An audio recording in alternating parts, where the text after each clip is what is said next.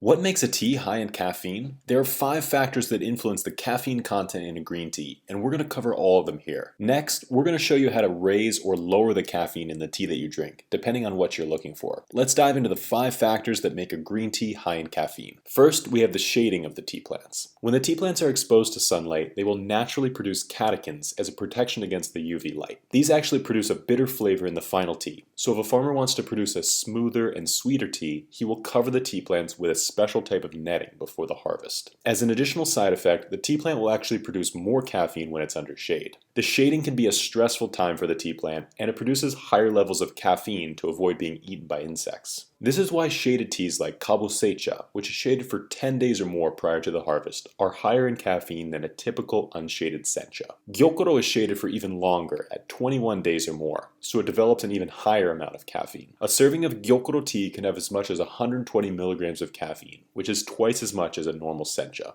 After the leaves have been shaded, it's time for them to be harvested, and how they are harvested can impact the caffeine content. This is where the second factor comes into play, and that's the age of the tea leaves. If you look at a tea plant, you'll notice these light green sprouts on top of the plant and darker green leaves towards the base. These light green leaves are the most desirable as they are the richest in flavor. They are also the most desirable for the insects because they are softer and more tender.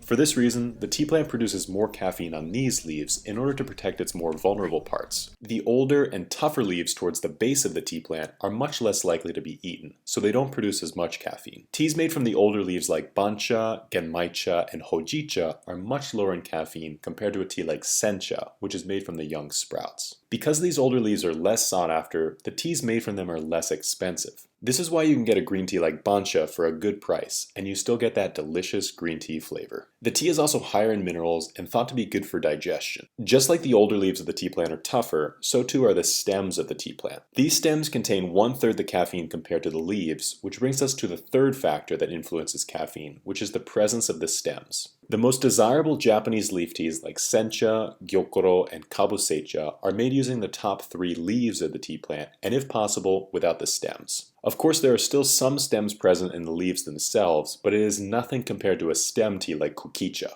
Kukicha is made with both the stems and the leaves of the tea plant. Normally, these stems would be discarded, but the tea farmers thought a more economical approach would be to use the stems to create a new type of tea. Stem teas are appreciated all around the world for their light and floral flavors and low caffeine content. You can go for the typical kukicha tea, which is drier with more floral notes, or the katagane, which is a specialty stem tea made from shaded tea plants. The katagane will have more caffeine and a sweeter, more fruity flavor profile. So when we compare the levels of caffeine in different types of teas, we have stem teas on the lower end and leaf teas on the higher end. But there is actually one more level, and that is teas that have the stems removed entirely. This is true in the case of tencha, a tea made using the same production process used to make gyokoro. But instead of being rolled into these tight needle-shaped leaves, the stems are removed from the leaves and they are simply dried. This tea isn't intended to be brewed, but rather turned into matcha, which leads us to the next factor that influences caffeine, and that is the grinding. This grinding process really only applies to matcha, but it has a huge impact on the amount of caffeine in a tea. When you brew a tea, you aren't extracting everything from the tea leaf. There is quite a bit that remains inside, and that also includes caffeine. You may be able to extract a majority of the caffeine in the first brewing, but that doesn't mean that you extract all of it. Matcha is different because the leaves are ground into a fine powder in a large stone mill and then mixed directly into water. This means that you're getting everything inside the leaf all at once. For this reason, gram for gram, you get more caffeine from matcha than a high caffeine leaf tea like gyokoro. For this reason, gram for gram, you get more caffeine from matcha than a high caffeine leaf tea like gyokoro. With gyokoro, you get 120 milligrams of caffeine with 5 grams of leaves, but with premium matcha, you get 170 milligrams of caffeine for 5 grams of powder. This leads us to the final factor, which has to do with how the tea is prepared and, more importantly, the leaf to water ratio. When we talk about how to brew a tea, we generally talk about 3 factors: the leaf to water ratio, the brewing temperature, and the brewing time. You'll extract slightly more caffeine from the leaves if you use a hotter temperature water or a longer brewing time. But where you'll really notice a difference is when you start to play around with the leaf to water ratio. We typically recommend 5 grams of leaves and 150 milliliters of water for most of our Japanese green teas. But if you really want to use 10 grams of leaves and the same amount of water, you will start to get close to double the caffeine content for the same volume of tea. So this is where you have control over the caffeine content of your tea.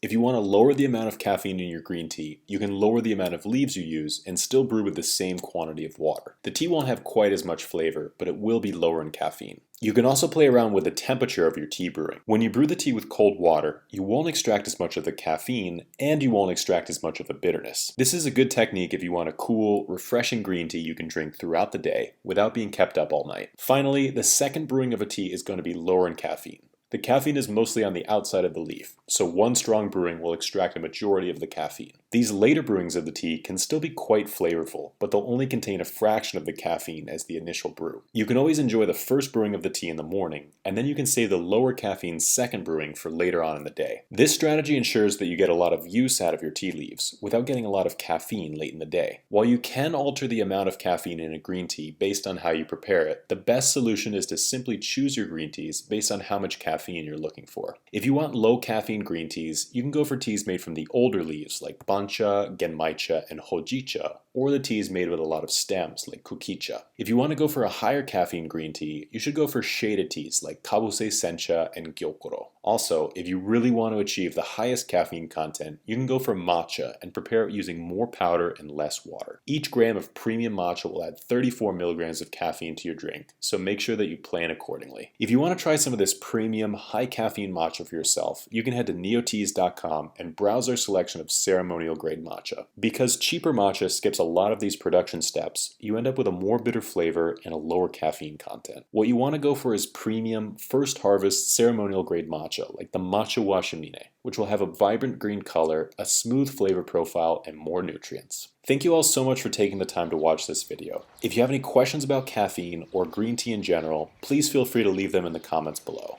Until then, we'll see you next time.